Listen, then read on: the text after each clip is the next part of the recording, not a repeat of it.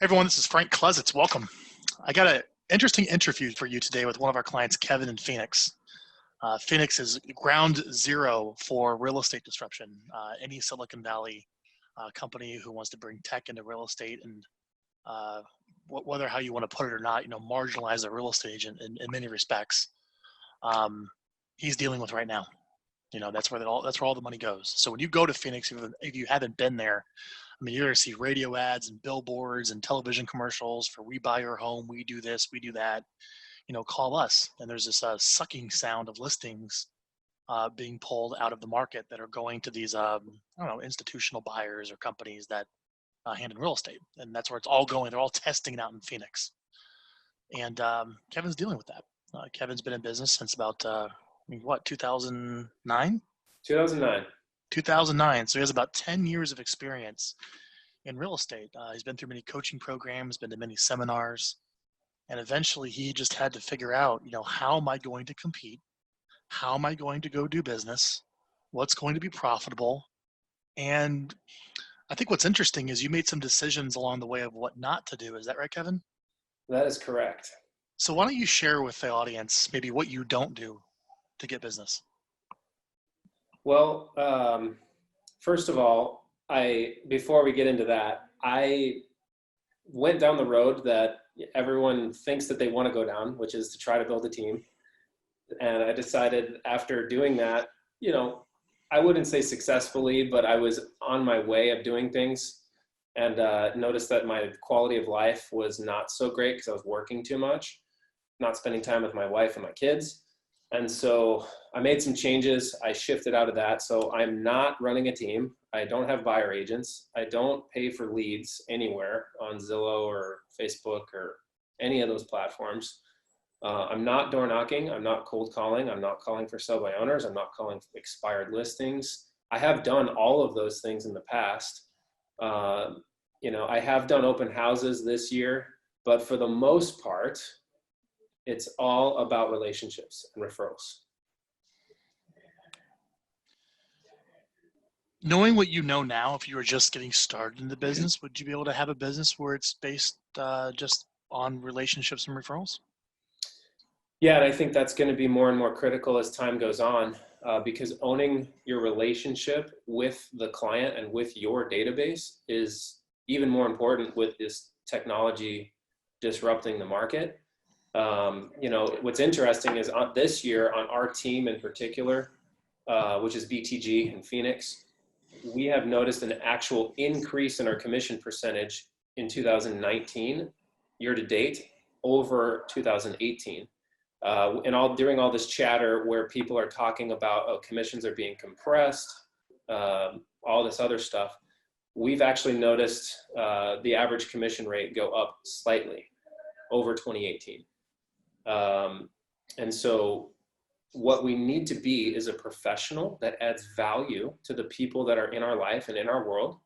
And we have to learn how to articulate that value on a consistent basis, and just being friendly and understanding that, especially when you're starting in real estate, it's a game of delayed gratification. And you've got to figure out ways to get more people into your world, and not just by internet registrations, but I'm talking about face-to-face. So in my opinion, the best way to meet people face-to-face is at an open house, and it's all about your energy and your interaction. Yeah, not just online leads. So give me an idea of your production so people kind of know like how much business you're doing in Phoenix. And by the way, if you're watching this and you have someone that wants to be taken well care of and you have a Phoenix referral, feel free to send to Kevin. So tell us about your production. So this year I'll end up at 29 transactions. Average sale price off the top of my head is around 300. I don't have that off the top of my head. I think last year I was at 293 average sale price, and last year I did 30 transactions. Good for you. 2017 I did 48 transactions. So I've actually scaled back a little bit, but my profitability is higher. You probably also really enjoy how you're doing business. You've done business a lot of different ways that you've really tried. You wanted to maybe do some of these big things that other big teams are doing, but it wasn't congruent with maybe how you actually wanted to conduct the way you did business? You want to talk to me a little bit about that? Because you said you did door knocking, you did these things, and they probably Yeah, worked, but you they're didn't like not it. they're not bad ways to generate business. But if you've ever talked to an expired listing or knocked on a door and had someone call you names and slam the door in your face, it doesn't feel good necessarily. And that's where the inner game of, your relationship with yourself and your mental strength and consistency with your mindset really pull you through. And then you get to a certain point of where you've served so many people that I have a big database of people that I've closed a transaction with. And then I go through that list and cherry pick my favorite people. And then those people are the people that I focus on. We do client events, they get my viral videos. We do all sorts of things to systematically interact with those people on a consistent basis. And when you build a relationship with people over time, you build trust and confidence. They not only like you as a person, but they look at you as a professional. And so, with all of these different things over the years, you just develop. It's just like, I'm not even worried about next year. I'm not even worried about where the next deal is coming from, because I just focus on serving my clients at a high level. And then, yes, I ask for referrals. I say, who do you know that, is thinking about purchasing or selling a home that I should be talking to? And that's it. It's very simple. But most of the time, people are calling me and saying, hey, I'm ready. Or, hey, I sent you my friend's info. Or, hey, that's kind of the most of the leads that I get are people doing those types of things.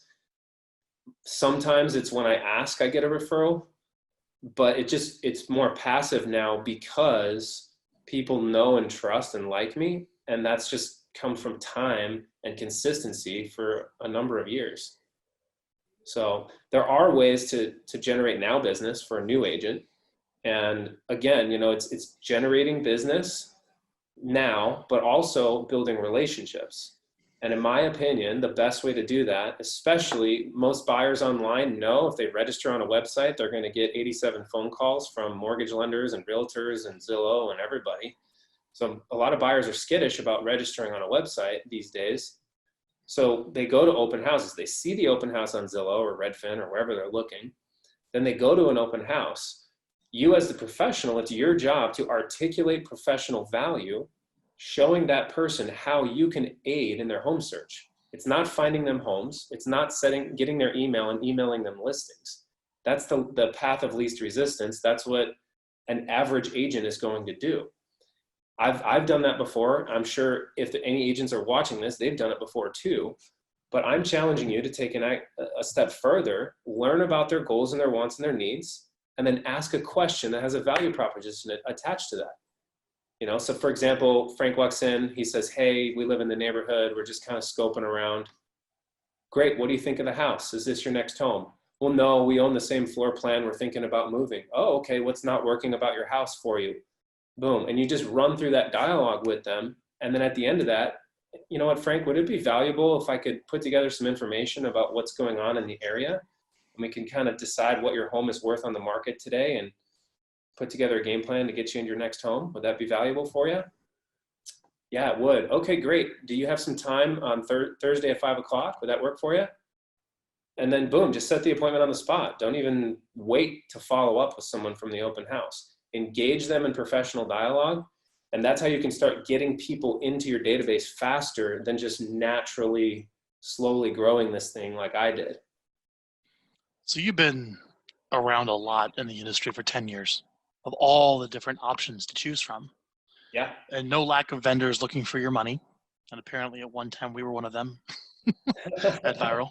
That is true. And you decided to hire us. And that was a big decision. I mean, 30 deals a year doesn't give you a massive marketing budget. Why us? Why did you go down the viral marketing path? Well, a couple things, because I knew I did, referral coaching from the beginning, like Buffini stuff and things like that, which that is good basic stuff. But I knew that leveraging technology and getting in front of people and then having the accountability to do it was important for me. if it's just left up to me to put something together that's thoughtful and well branded and consistent, I needed to have some type of financial attachment to that where, hey, I'm paying for this, so I better do it.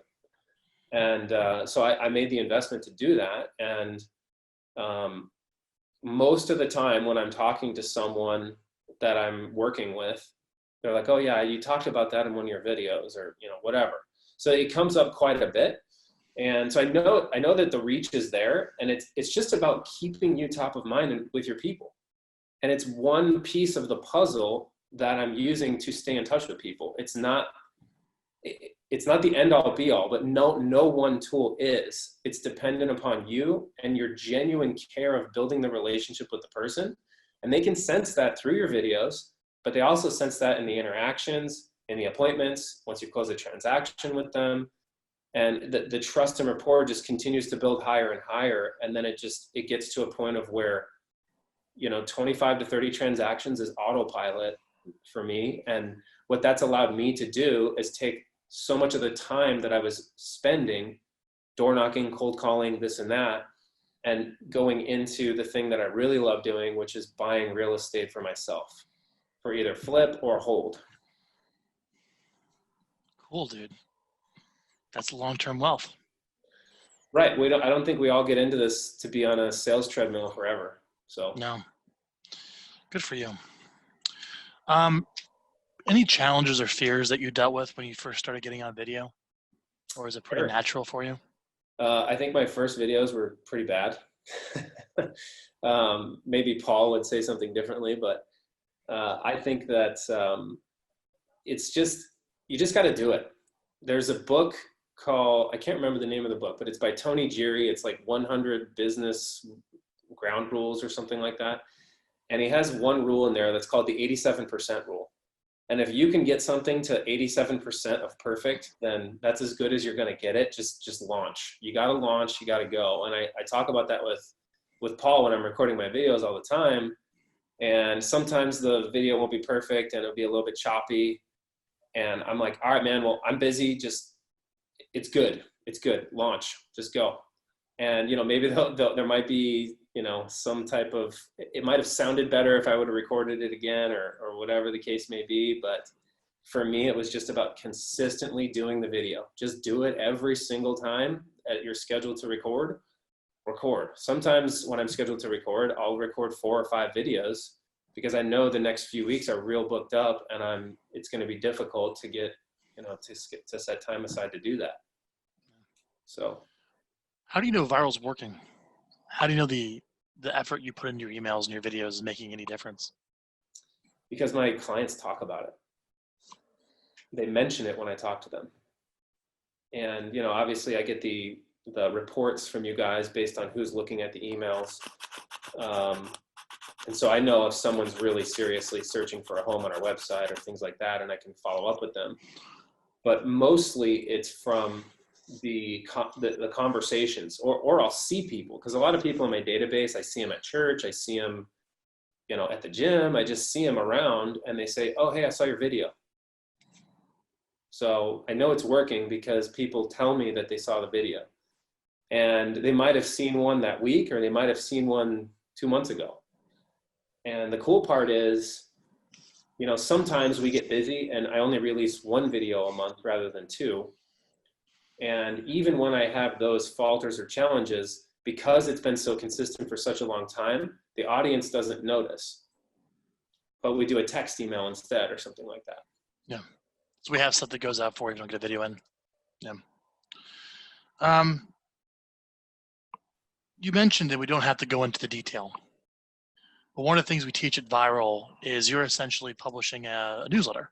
You're publishing, you know, a magazine, really, online, and you can have advertisers as a part of this. You went out and you've raised some money to help offset some of the cost of this. Is this correct?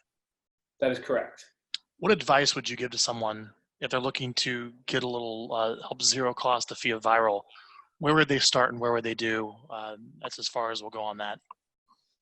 I would say talk to the vendors that you're referring people to.